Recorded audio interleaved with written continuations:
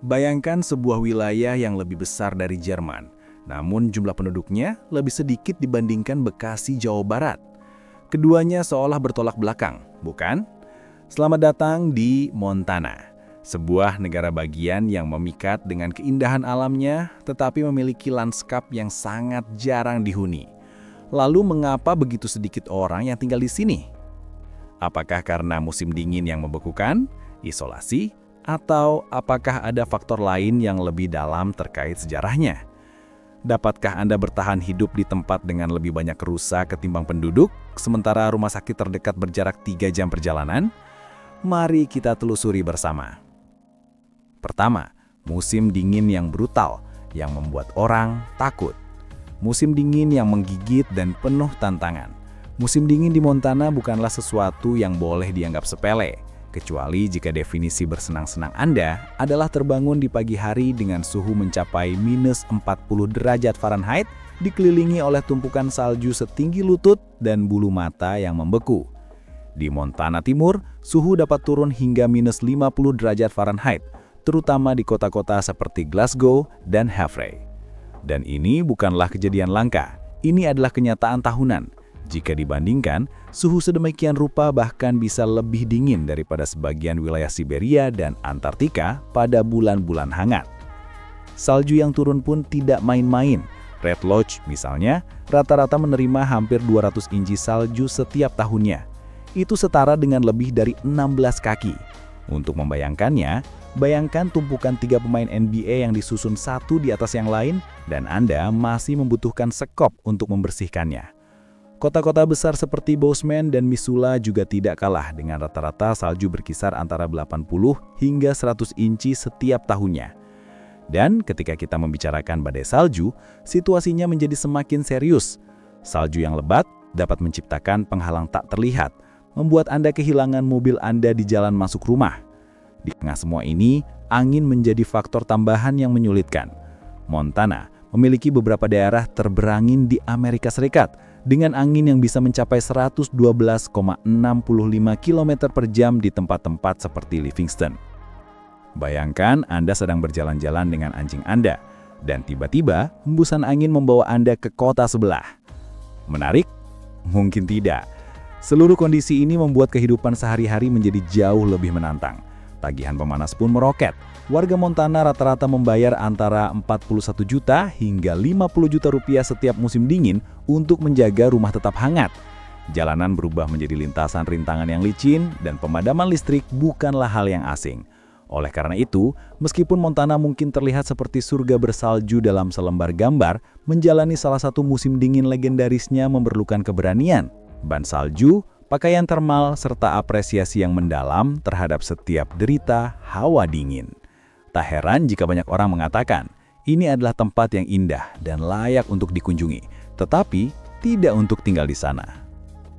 Nomor 2. Isolasi geografis.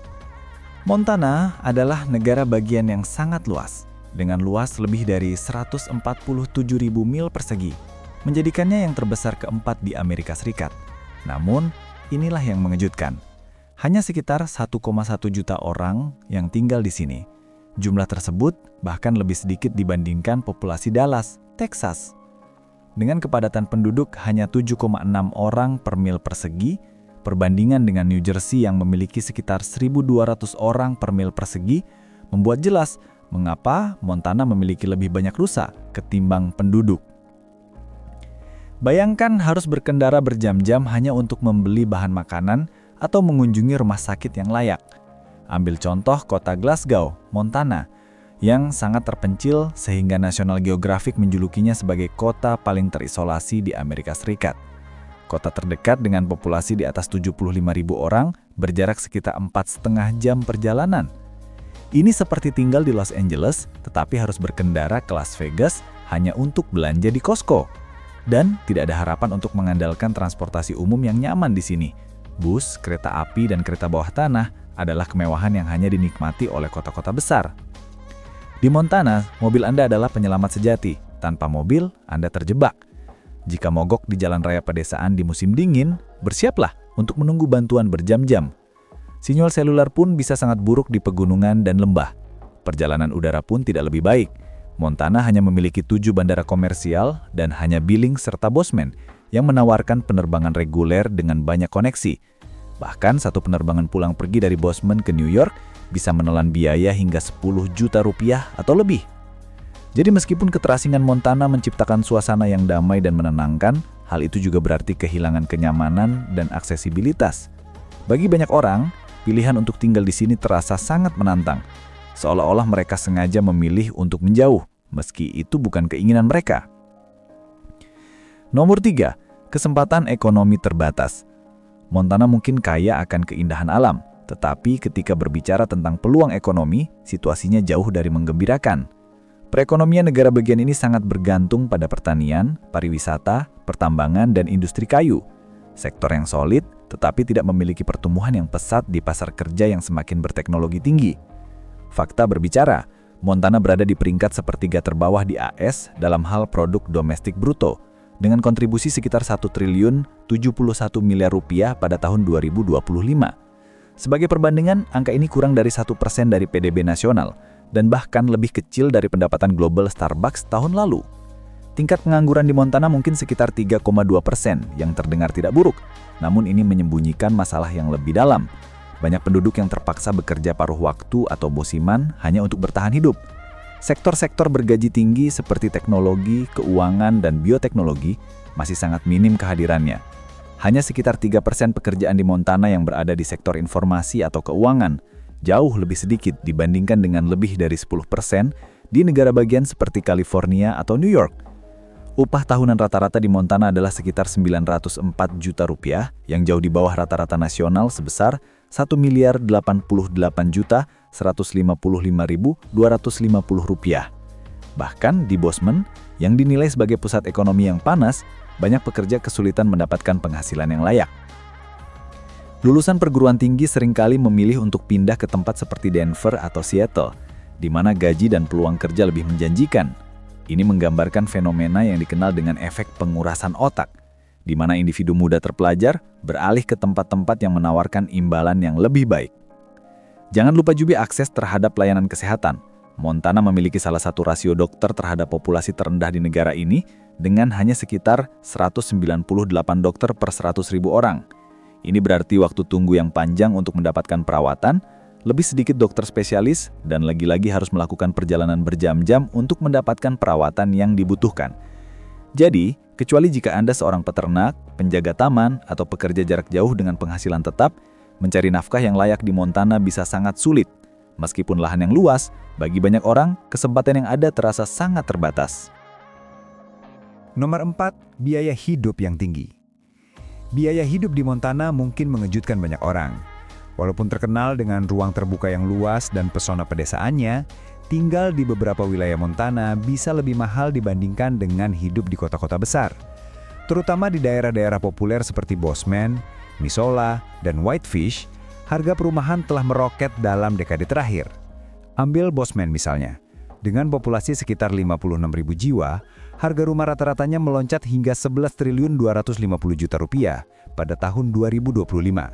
Lebih tinggi daripada di Phoenix, Arizona, dan mendekati harga di Denver. Apa yang menyebabkan lonjakan ini? Gelombang pembeli dari luar negara bagian adalah salah satu penyebab utamanya. Sejak pandemi mendorong pekerjaan jarak jauh, ribuan orang dari California, Washington, dan Texas berbondong-bondong ke Montana berkat gaya hidup yang lebih baik. Permintaan mendadak ini membanjiri pasar perumahan lokal. Dan karena infrastruktur serta standar bangunan yang belum siap, harga melonjak dengan cepat. Dalam dekade terakhir, harga rumah di Bozeman naik lebih dari 100%. Tidak hanya membeli rumah yang mahal, sewa pun tidak kalah tinggi. Apartemen satu kamar tidur di Missoula kini bisa mencapai sekitar 26 juta rupiah per bulan, naik tajam dari 15 juta rupiah satu dekade lalu. Sementara itu, gaji rata-rata di Montana hanya sekitar 904 juta rupiah, yang berarti biaya perumahan menyerap porsi besar dari penghasilan. Kenaikan harga tidak berhenti di sewa atau hipotek saja. Harga bahan makanan di Montana hampir 10% lebih tinggi daripada rata-rata nasional, disebabkan oleh isolasi geografis dan keterbatasan rantai pasokan. Begitu juga dengan biaya gas, utilitas, dan bahkan akses internet, semuanya sedikit lebih mahal dari yang mungkin Anda duga di negara bagian dengan lebih banyak ternak ketimbang penduduk. Jadi, meskipun Montana mungkin tampak seperti surga pedesaan yang terjangkau, kenyataan biaya hidup yang tinggi membuat impian itu bisa jadi sangat mahal. Bagi banyak penduduk setempat, terjebak dalam situasi ini hampir membuat mereka tak bisa bertahan. Nomor 5, kaum muda pergi dan tidak kembali.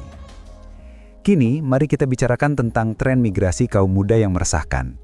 Selama bertahun-tahun, anak-anak muda telah mengemasi tas dan meninggalkan Montana setelah menyelesaikan sekolah menengah atau kuliah, dan sebagian besar dari mereka tidak pernah kembali. Fenomena ini yang dikenal dalam istilah demografi sebagai migrasi keluar kaum muda telah mencapai titik kritis di Montana. Menurut Departemen Tenaga Kerja dan Industri Montana, sekitar 60% penduduk muda dewasa meninggalkan negara bagian dalam waktu 5 tahun setelah lulus sekolah menengah. Pertanyaannya, mengapa mereka pergi? 3 alasan utama: kurangnya kesempatan kerja, terbatasnya hiburan dan kehidupan sosial, serta biaya perumahan yang selangit di tempat yang sebenarnya ingin mereka tinggali. Jika Anda berusia 24 tahun, telah menyelesaikan pendidikan tinggi dan bercita-cita membangun karir di bidang teknologi, media atau bisnis, rasanya sangat tidak realistis untuk tetap tinggal di Havre atau Mile City. Bahkan di Bozeman, yang dikenal dengan kedai kopi modern dan kehidupan seni yang berkembang, tinggal di apartemen 1 kamar tidur yang harganya 30 juta rupiah dan bekerja di posisi terbaik yang hanya membayar 703 juta rupiah akan membuat siapapun berpikir 2 kali. Arus keluar kaum muda ini memicu masalah tambahan. Demografi Montana semakin menua. Usia rata-rata penduduk kini mencapai 40,1 tahun. Lebih tinggi dibandingkan dengan rata-rata nasional sebesar 38,9 tahun. Dan di daerah pedesaan, angka ini bisa lebih dari 50 tahun. Kondisi ini mengakibatkan kekurangan pekerja muda, penurunan jumlah anak di sekolah, dan membebani sistem kesehatan yang sudah rentan dengan populasi lansia yang terus meningkat. Siklus ini terus berlanjut. Kaum muda pergi, populasi menyusut, dan negara kesulitan menarik penduduk baru. Tanpa adanya pilihan karir yang lebih banyak, perumahan yang terjangkau, dan kehidupan malam yang menghidupkan suasana, para pemuda Montana akan terus mencari peluang yang lebih menjanjikan di tempat lain. Di tengah keindahan alamnya yang menakjubkan, Montana harus menghadapi tantangan besar agar tidak menghilangkan generasi mendatang. Nomor 6, medan terjal dan geografi yang keras. Montana, dengan keindahan alamnya yang menakjubkan, memang menawarkan pemandangan yang luar biasa. Padang rumput yang bergelombang, pegunungan yang megah, dan danau-danau pegunungan yang masih asli. Namun, pesona alam yang kasar ini juga menjadi salah satu faktor penyebab rendahnya angka kependudukan. Mari kita jujur, tidak semua orang ingin menjalani kehidupan di daerah yang dipenuhi oleh beruang grizzly, longsoran salju, dan badai salju mendadak. Dengan lebih dari 100 pegunungan bernama, termasuk pegunungan Rocky dan pegunungan Beartooth yang menjulang tinggi, sebagian besar wilayah Montana adalah terjal, berbatu, dan sulit untuk dikembangkan. Lebih dari 40% lahan di negara bagian ini merupakan lahan publik, yang meski menjadi surga bagi pecinta alam, tidak cocok untuk pembangunan perumahan atau proyek infrastruktur besar. Pertanian, meskipun penting bagi perekonomian Montana dengan kontribusi sekitar 75 triliun rupiah per tahun, menghadapi tantangan tersendiri. Banyak lahan yang semi kering dan memerlukan irigasi, terutama di Montana Timur yang rentan terhadap kekeringan berkepanjangan, tanah keras, serta angin kencang yang bisa merobohkan pagar. Berladang di sini tidak hanya sulit, tetapi juga mahal. Hak atas air, peralatan yang mahal, dan jarak yang jauh ke pasar membuat produksi pertanian menjadi tantangan tersendiri, kecuali tentu Anda memiliki modal yang cukup. Transportasi juga merupakan isu yang tidak kalah penting. Montana memiliki lebih banyak mil jalan pedesaan per kapita dibandingkan negara bagian lain, dengan total sekitar 70.000 mil. Namun hanya ada satu jalan antar negara bagian, yaitu I-90 yang membentang dari timur ke barat. Ini berarti jika Anda tinggal di luar jalur utama, Anda mungkin harus mengandalkan jalan tak beraspal yang bisa terhambat selama badai salju atau pencairan musim semi. Tidak jarang kota-kota kecil terputus sepenuhnya saat cuaca memburuk. Bagi mereka yang terbiasa dengan kehidupan kota, mungkin akan merindukan fasilitas dasar seperti layanan transportasi seperti Uber, pusat perbelanjaan, atau bahkan makanan cepat saji. Beberapa kota bahkan berjarak 80 mil dari Walmart terdekat. Dengan semua tantangan ini, sementara pecinta alam mungkin menemukan surga, banyak orang lainnya merasa medan di Montana terlalu liar untuk dijinakan. Nomor 7, infrastruktur yang jarang dan layanan terbatas. Tinggal di Montana bisa terasa seperti melangkah kembali ke masa lalu, menawan, tapi sangat terputus dari kehidupan modern. Salah satu alasan utama mengapa banyak orang enggan menetap di sini adalah infrastruktur yang tidak memadai untuk mendukung gaya hidup serba cepat saat ini. Dengan luas wilayah lebih dari 147.000 mil persegi dan hanya 1,1 juta penduduk, menyediakan layanan penting seperti rumah sakit, sekolah, dan internet berkecepatan tinggi menjadi tugas yang sulit. Bagi banyak penduduk Montana, akses ke toko kelontong, apotek, atau klinik terdekat bisa berjarak 45 menit hingga 2 jam. Dan jangan berharap menemukan secangkir latte nikmat di pedesaan Montana Timur. Akses ke perawatan kesehatan adalah isu yang signifikan. Montana sedang menghadapi krisis dalam hal ketersediaan dokter.